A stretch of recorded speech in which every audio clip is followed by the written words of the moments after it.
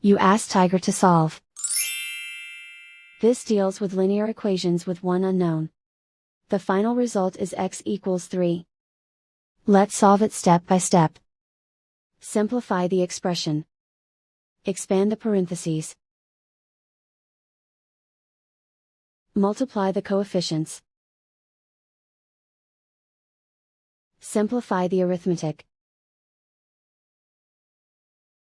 Expand the parentheses. Multiply the coefficients. Simplify the arithmetic. Group all x terms on the left side of the equation. Subtract 15x from both sides. Group like terms. Simplify the arithmetic. Group like terms. Simplify the arithmetic. Group all constants on the right side of the equation. Add 15 to both sides.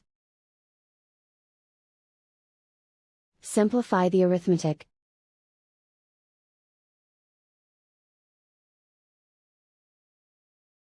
Isolate the x. Divide both sides by -5.